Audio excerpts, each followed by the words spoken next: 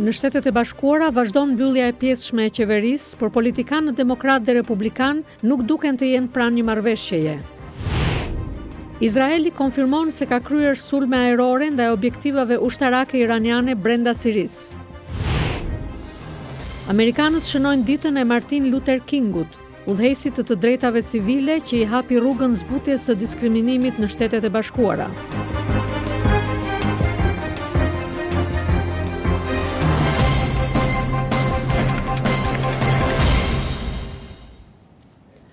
Mirëmbrëma dhe mirë se vini në programin e Zërit Amerikës Ditari, unë jam Laura Konda. Në këtë emision mund të ndiqni disa kronika nga rajoni. Në Tiranë, pedagogët e Fakultetit Histori Filologji janë bashkuar sot protestës së studentëve me një grevë njëditore. Po në Shqipëri, Ministrja e Infrastrukturës dhe Energjisë njoftoi ndërprerjen e procedurës së partneritetit publik-privat për ndërtimin e aksit rrugor Thuman-Kashar. Në Kosovë, presidenti Hashim Thaçi kritikoi këmbguljen e qeverisë për të mos hequr tarifat në mallrave serbe. Në ditën e Martin Luther Kingut do të kemi një kronik mbi të drejtat civile në Shtetet e Bashkuara.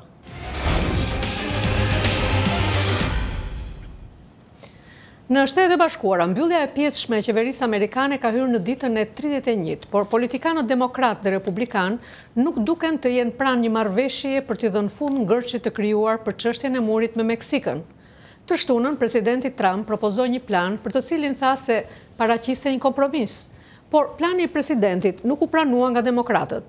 Presidenti Trump e cilësoi kryetaren e dhomës së përfaqësuesve Nancy Pelosi, një politikane radikale dhe që sillet në mënyrë jo racionale. Plani i presidentit u kritikua edhe nga e djathta konservatore, që e cilësuan atë një amnisti për emigrantët që kanë hyrë në mënyrë të paligjshme në Shtetet e Bashkuara. Ndërsa qindra mijëra punonjës federal ende vazhdojnë të mos paguhen, kjo çështje pritet të diskutohet në Senat, ku udhëheqësi i shumicës Mitch McConnell ka rënë dakord që këtë javë të diskutohet dhe votohet për planin e paraqitur nga presidenti. Nën presidenti Mike Pence tha në një intervistë në televizionin Fox News se presidenti ka hapur rrugën një marrëveshjeje për zgjedhjen e krizës në kufi, për sigurinë kufitare dhe rihapjen e qeverisë. Por demokratët thonë se nuk do të negociojnë me presidentin para se ai t'i jap fund mbylljes së qeverisë, që ka shënuar një kohë rekord në historinë e Shteteve të Bashkuara. Demokratët nuk e pranuan ofertën e presidentit Trump për mbrojtje të kufizuar dhe të përkohshme për disa imigrantë në Shtetet e Bashkuara, në shkëmbim të miratimit të fondeve për të ndërtuar një barrierë për gjatë kufirit mes Shteteve të Bashkuara dhe Meksikës. Në vazhdim ju sjellim komente të disa ligjvënësve lidhur me planin e presidentit. Presidenti Donald Trump ka ofruar zgjatjen për 3 vjet të programeve që mbrojnë nga deportimi të rinj që u sollën ilegalisht në moshë të mitur në Shtetet e Bashkuara, të njohur si ëndrrimtarët. Nëse kemi sukses në këtë përpjekje, do të kemi shansin më të mirë prej shumë kohësh për të realizuar një reformë të mirëfillt dypartjake. Demokratët kërkojnë mbrojtje të përhershme për të gjithë ëndrrimtarët, jo vetëm për ata që u regjistruan për mbrojtje në programin DACA të administratës Obama. Demokratë me peshë thonë se propozimi i presidentit është i papranueshëm. Ne donim miratimin e një mase që do të mundsonte të gjithë ëndrrimtarëve të merrnin një ditë shtetësinë amerikane. Presidenti po u jep vetëm një pjesë të vogël prej tyre mbrojtje të përkohshme. Nëse ai vërtet do të punojë për një reformë të përgjithshme për imigracionin, le të hap qeverinë e të ulet me udhëheqësit demokrat për të arritur ato që duhen bërë. Vjet presidenti Trump mori vendimin për të mbyllur pikërisht këto programe që tani po i zgjat, duke u kërkuar demokratëve të pranojnë ofertat e tij në shkëmbim për këtë lëshim. Senatori demokrat Chris Murphy komentoi në Twitter: "Mendoni sikur dikush të ngiste kamionin dhe me qëllim të godiste banesën tuaj e pastaj t'u ofronte ta rregullonte dëmin nëse e paguani $5 miliardë. Si ju duket kjo?"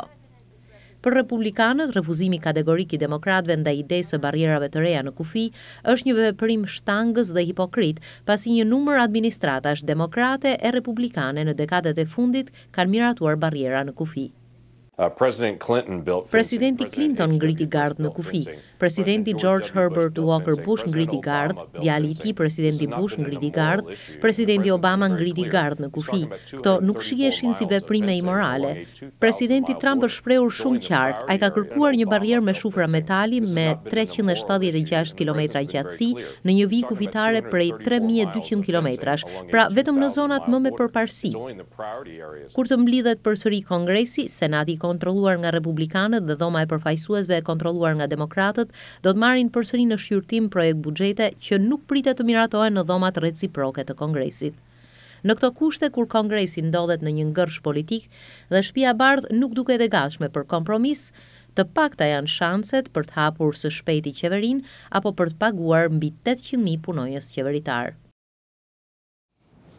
Vazhdojmë me disa lajme të tjera. Në një deklaratë qeveritare, Izraeli konfirmoi sot se kishte kryer sulme ajrore ndaj objektivave ushtarake iraniane brenda Sirisë. Ushtria izraelite tha se sulmet u kryen si përgjigje ndaj forsave iraniane që kishin hedhur raketa tok-tok nga Siria me objektiv lartësitë Golan. Izraeli tha se sulmet e tij ajrore vunë në shënjestër një qendër ushtarake në aeroportin e Damaskut, disa qendra trajnimi dhe magazina iraniane municionesh, si dhe qendra siriane të mbrojtjes nga raketat.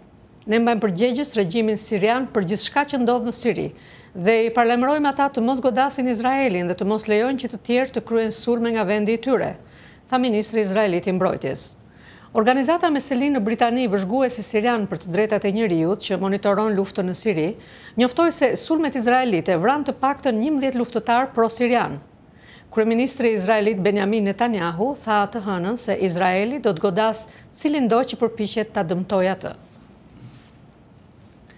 Një tërmet me magnitudë 6.7 ball që ra në veri të Kilit, qendror të shtunën, thonë se ka vrarë të paktën 2 persona dhe ka lënë mijëra vet pas 3. Banorët në Coquimbo, rajon bregdetar rreth 500 km larg Santiagos, urdhëruan të evakuohen edhe pse autoritetet shpejt përjashtuan një mundësi për tsunami. Shërbimi kombëtar i emergjencës në Kili tha se një burrë dhe një grua e moshuar nga Coquimbo psuan goditje në zemër për shkak të tërmetit. Studimi gjeologjik i Shteteve të Bashkuara tha se epiqendra e tërmetit ishte rreth 16 km në jugperëndim të qytetit Coquimbo, në një thellësi prej 53 kilometrash. Tërmeti u ndje shumë larg në jug të kryeqytetit Santiago.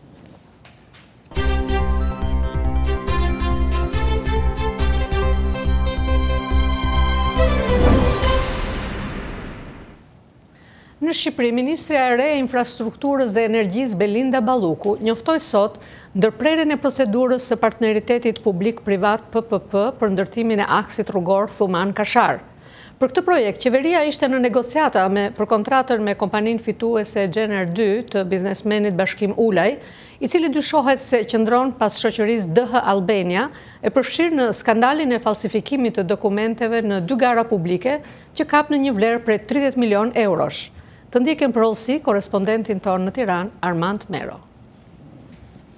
Kam vendosur ndërprerjen e procedurës së partneritetit publik-privat për aksin Thuman-Kashar. Rruga Thuman-Kashar ishte pjesë e programit 1 miliard euro të shpallur nga qeveria për ndërtimin e veprave publike sipas formulës së partneritetit publik-privat. Fillimisht për ndërtimin e këtij aksi rrugor, 20.9 km të gjatë, pati një ofertë të pakërkuar nga kompania Janar 2. Autoritetet shpallën më pas një garë të cilën e fitoi po kjo kompani, e cila merrte përsipër ndërtimin për 225 milion euro, një vlerë mjaft e lartë e cila shkaktoi jo pak debate. Vendimi i ministrisë sot vjen ndërkohë që palët po negocionin kontratën mes tyre, por duket se ndikimin kryesor ka patur fakti që kompania Janar 2 sotrohet nga biznesmeni i njohur Bashkim Ulaj, për të cilin ka dyshime të forta se qëndron pas kompanisë DH Albania, që përmes dokumentave të falsifikuara fitoi 2 gara publike për një vlerë prej 30 milion eurosh në total, atë për ndërtimin e një pjese të unazës së re të Tiranës, si dhe një projekt për një linjë energjetike me operatorin e sistemit të transmetimit OST. Sot dhe drejtori i OST-s dha dorëheqjen për arsye personale.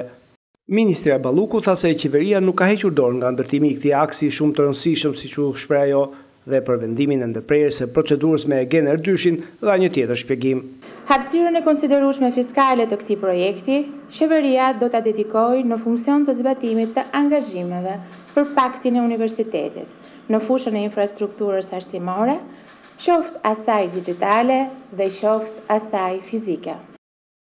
Arsyet e dhëna nga ministrja Balluku për vendimin e marrë duket se nuk qëndrojnë. Formula e partneritetit publik-privat parashikon që ndërtimi i rrugës të kryhet nga fondet private, ndërsa qeveria ta shlyejë pagesën me këste për një periudhë 13 vjeçare dhe në raste të ngjashme kësti i parë përgjithsisht parashikohet të paguhet pas kryerjes së paktën të 25% të punimeve. Dhe në fakt, në buxhetin e shtetit të vitit 2019 nuk është parashikuar asnjë fond për pagesën qoftë edhe të një kosti të vetëm për projektin e rrugës Thuman-Kashar, që do të duhet të ndërtohej nga Genel 2. Për Zërin e Amerikës, Armand Mero, Tiranë. Po në Tiranë, pedagogët e Fakultetit Histori Filologji ju bashkuan sot protestës së studentëve me një grevë një ditore. Ata kërkojnë rishikimin e ligjit për arsimin e lartë, duke theksuar se me vendimet e ditëve të fundit, qeveria po shkel autonominë universitare. Korrespondenti ynë Iliriana Golli njofton nga Tirana. Pedagogët e Fakultetit të Historisë dhe Filologjisë në Universitetin e Tiranës zhvilluan sot grevë një ditore në mbështetje të protestave studentore dhe në kundërshtim të disa vendimeve qeveritare që shkelin sipas tyre autonominë universitare. Greva u mbajt mbas një vendimi të Asamblesë së Pedagogëve, pasi u konstatua se vendimet qeveritare në fund të dhjetorit janë në kundërshtim me frymën evropiane të drejtave universitare. Me VKM-t, qeveria ka pezulluar edhe ato pak liri akademike që ekziston në Universitetin Shqiptar. Mendoni, mbas se me VKM-t, qeveria do bëjë statutën e universiteteve, ndërkohë që praktikisht në gjitha universitetet botës, në gjitha konventat evropiane, gjithë legjislacionin parashikohet që janë universitetet ata që bëjnë statutet. Qeveria merr përsipër vlerësimin e punës shkencore të pedagogëve, në asnjë universitet në botë nuk mund ndodhe kjo.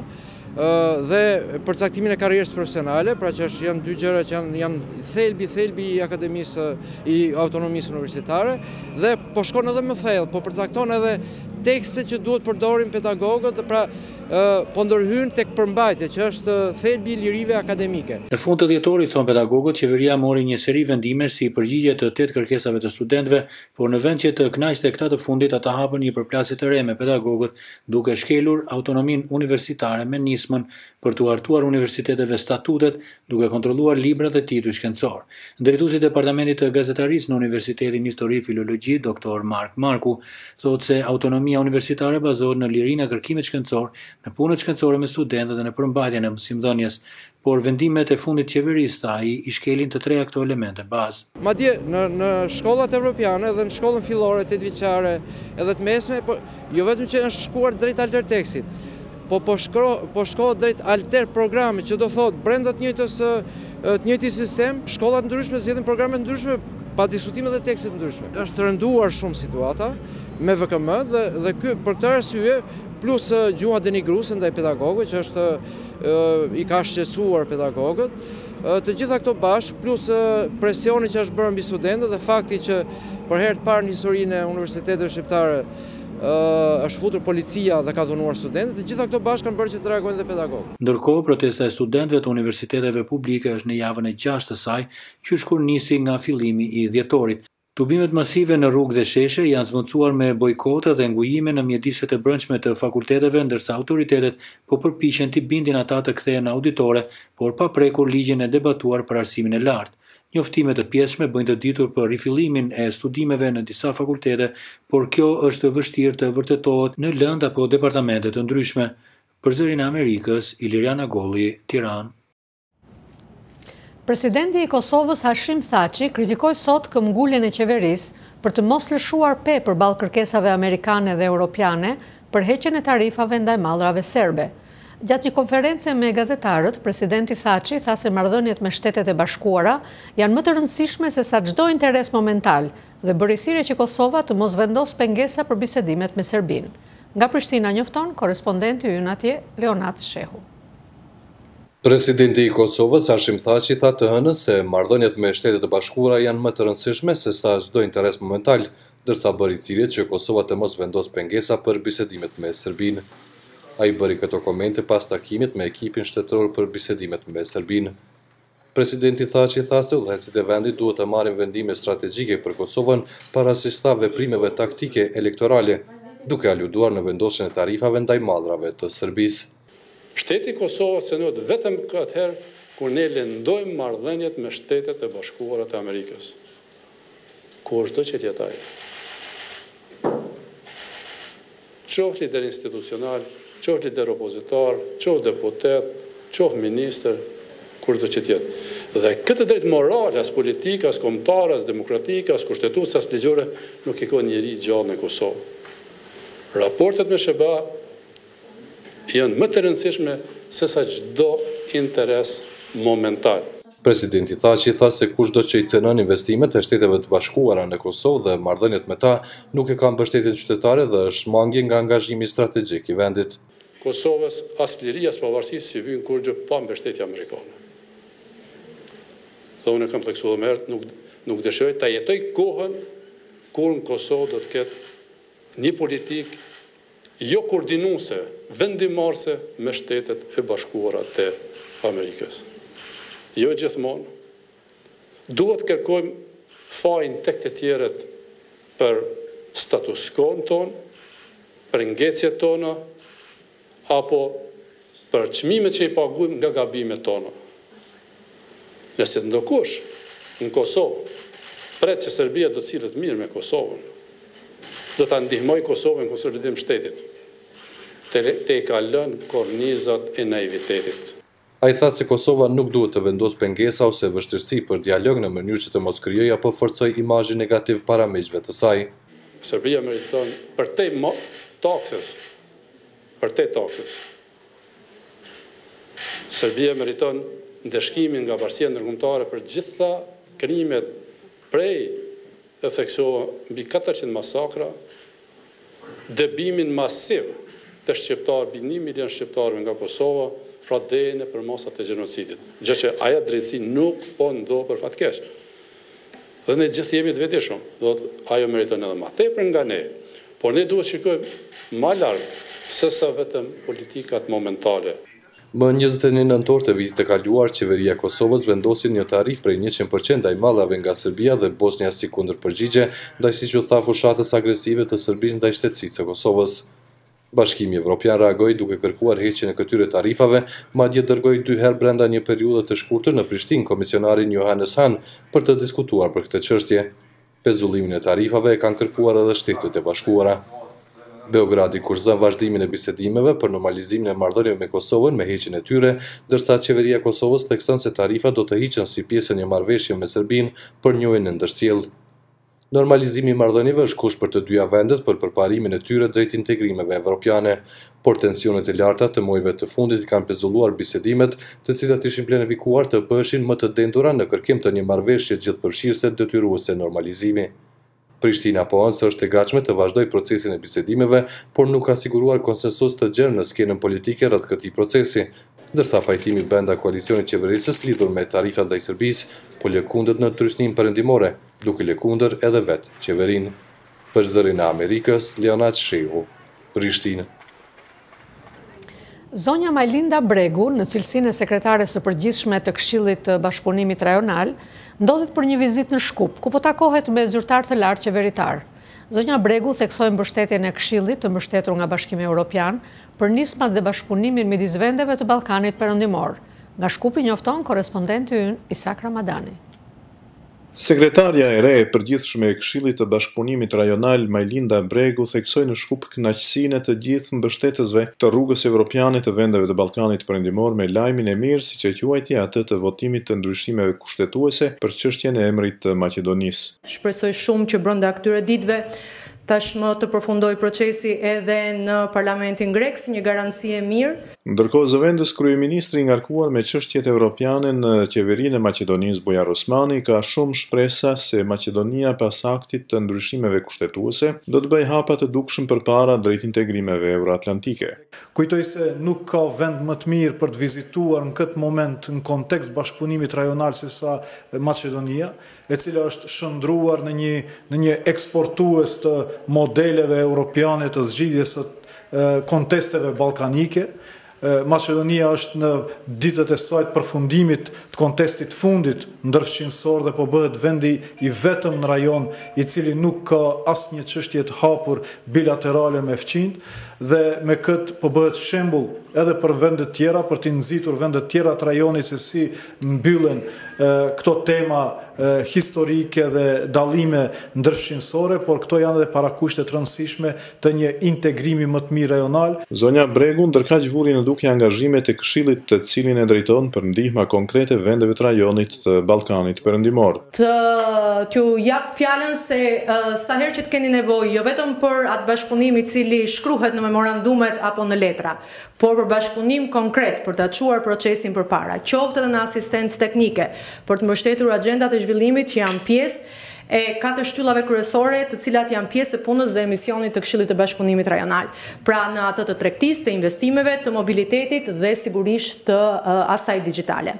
Unë kam hapur sot mëngjes raundin e dytë bisedimeve me negociatorët e gjithë vendeve për një nga marrëveshjet e cila është e rëndësishme për qytetarët, jo vetëm se liderët e Ballkanit Perëndimor kanë vendosur ta quajnë të rëndësishme, por sepse qytetarët presin nga kjo marrëveshje që të arrihet dhe është ajo e njohjes së ndërsjellë të titujve dhe diplomave.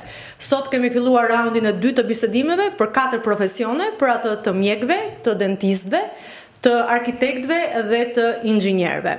Maqedonia është ndër shtetet e para të rajonit që mori statusin vend kandidat për antarësim në Bashkimin Evropian qysh në dhjetorin e 2005-ës, por krizat e shpeshta politike, devijimi i disa vjeçar në fushën e sundimit të ligjit dhe shkalla e lartë e korrupsionit bën që Maqedonia të rrinte në vend numëror.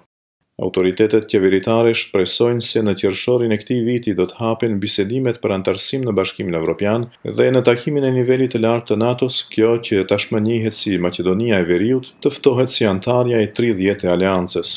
Nga ana tjetër, faktorët politik në vend ndodhen para një sfide që është ajo e zgjedhjeve presidenciale në të cilat ende nuk dihet se si do të dalin partitë e koalicionit qeveritar, apo dhe çështja e hapur e zgjedhjeve të parakohshme parlamentare, që për momentin nuk gjen mbështetje tek partia shqiptare në pushtet BDI. Për Zërin e Amerikës nga Shkupi, Isak Ramadani.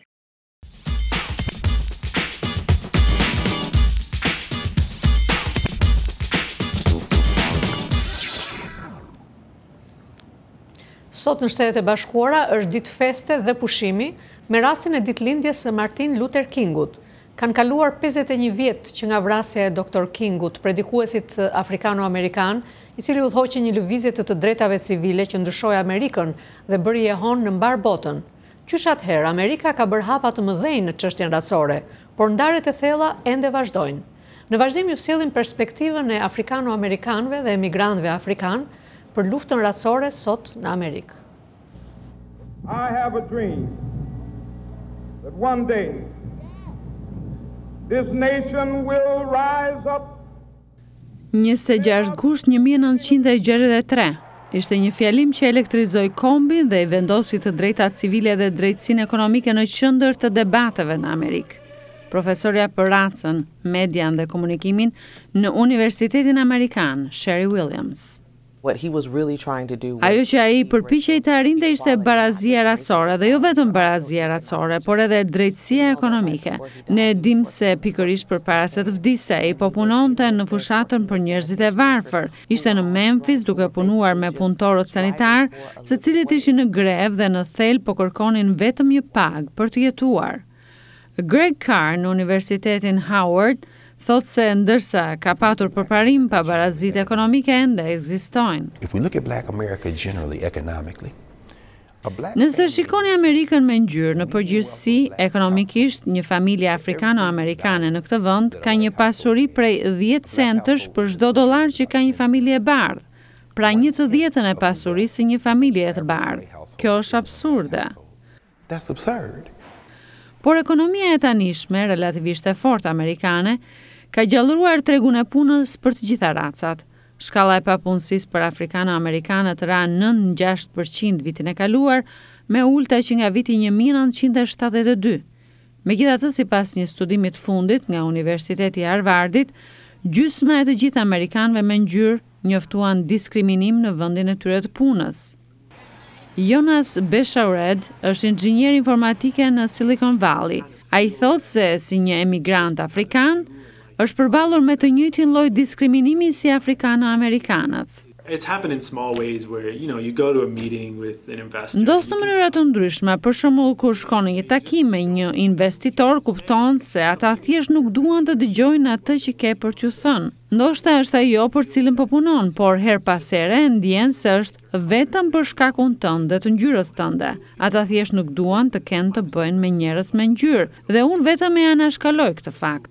Brutaliteti i policisë në shumicën e komuniteteve afrikano-amerikane është një tjetër shqetësim. Lëvizja Black Lives Matter, që u shfaq në vitin 2014, e mori vrullin pas vrasjes së një afrikano-amerikane në shtetin e Missourit nga një oficer policie i bardhë. Lëvizja në ka hapur syt ndaj çdo gjëje. Na ka ndihmuar ne, njerëzit me ngjyrë, të kuptojmë se ndërsa mund të mos shihemi si njerëz apo të fuqishëm tani për tani, frytet e punës son do të vinë së shpejti. Ti je një njeri me ngjyrë në Amerikë ka ndryshuar që nga fjalimi i famshëm i Martin Luther Kingut, kam një ëndër. Amerika votoi 2 herë një president afrikano-amerikan në vitin 2008 dhe përsëri në 2012. Por përmirësimi i marrëdhënieve racore, siç dëshmohet nga një ringjallje kohët e fundit e grupeve të supremacistëve të bardhë, është ende larg. Kryeministrja e Britanisë Theresa May i mbijetoi me vështirësi votbesimit që po të mos ta kishte marrë, do të kishte rrëzuar qeverinë e saj. Por tani ajo përballet me krizën lidhur me daljen e vendit të saj nga Bashkimi Evropian. Marrëveshja që arriti me Brukselin u hodh poshtë me një diferencë rekord votash dhe nuk është as pak e qartë se si Britania do të shmangë daljen pa marrëveshje nga BE-ja, ndoshta me pasoja katastrofike për ekonominë e saj. Korespondenti i Zërit Amerikës Henry Ridgwell në Londër ka përgatitur një kronik me këtë temë. Anijet u tërhoqën nga misioni përbashkët i Bashkimit Evropian në detin mesdhedhe, po patrullojnë tashmë ujërat detare mes Britanisë dhe Francës. Sekretari i Brendshëm Sajid Javid ngre pikpyetje rreth motivimit të atyre që kërkojnë azil në Britani. If you are a genuine asylum seeker, then why have you not sought asylum in the first safe country that you arrived? Nëse janë azilant të vërtet, atëherë pse nuk kërkojnë azil në vendin e parë ku mbërrin? Franca nuk është një vend që konsiderohet i pasigurt. Is not safe in any way whatsoever. Qeveria thot se mbi 400 emigrantë përpjekur të kalojnë ngushticën detare gjatë 3 muajve të fundit, shpesh me gomone me gjithë stinën e dimrit. Shumica e tyre duket se janë nga Irani. Është një udhëtim i mbushur me rreziqe. Kjo është një ndër vijet më të ngarkuara tregtare dhe ka rryma dhe valë të forta. Ndërsa fokusi politik ka qenë tek numri i emigrantëve që kanë ardhur në brigjet britanike gjatë javëve të fundit, shumica azilkërkuesve nuk rrezikojnë të kalojnë kanalin me varka të vogla. Shumica arrin në rrugë ajrore, të tjerë përpiqen të fshihen në kamionët që udhtojnë drejt Britanisë. Ekspertët thonë se rritja e sigurisë në portet franceze mund t'i ketë shtyrë emigrantët të tentojnë kalimin me varka. Norul Hadi Orykhayel u largua talibanëve në vendin e tij në Afganistan dhe mbriti në Britani i fshehur në një kamion frigorifer 3 vjet më parë në moshën 16 vjeçare. When it starts and he started the fridge. That was too cold, like Kur u nis kamioni dhe filloi punën frigoriferi, u bë shumë ftohtë. Qëndruam në mes duke përqafuar njëri tjetrin. Kur u hap dera, u larguam me vrap. Pastaj po ecnim përgjatë autostradës dhe na mori policia. Finally we came to the motorway and police catch us. Ai fitoi statusin e azilantit dhe u ndihmua nga rrjeti për refugjatët Krant, i cili ndihmon posaçërisht të miturit e pashoqëruar duke ju ofruar strehim, arsim dhe nevojat bazë. Bridget Chapman, rrjetit Krant, thot se reagimi i qeverisë ndaj fluksit të emigrantëve po udhëhiqet nga politika. Është një krizë pasi njerëzit po shtrëngohen të vënë jetën në rrezik për të paraqitur një kërkesë për azil. Kjo është krejtësisht e papranueshme dhe mendoj se bëhet fjalë për rreth 250 persona gjatë një periudhe prej 2 muajsh e gjysmë. Kjo nuk është krizë. Mes pushtetarëve ka shumë që po manovrojnë për t'u treguar sa më të ashpër me emigracionin, pasi mendojnë se u krijon mundësinë për të marrë në dorë drejtimin. Për mua kjo është luash politik me jetën e njerëzve. Qeveria i mohon këto akuza dhe thot se mobilizimi i mjeteve të marinës është i nevojshëm për të mos i inkurajuar trafikantët dhe emigrantët të ndërmarrin një udhëtim të tillë të rrezikshëm. Të tjerë thonë se anijet mund të shtyjnë më shumë emigrantë të ndërmarrin këtë udhëtim, pasi kështu kanë më shumë shpresa se do të shpëtohen. Këto ishin materialet e përgatitura për ditarin e sotëm. Ditari mund të ndiqet drejt për drejt në faqen tonë të internetit zëriamerikës.com, si dhe në Facebook. Natën e mirë dhe mirupafshim.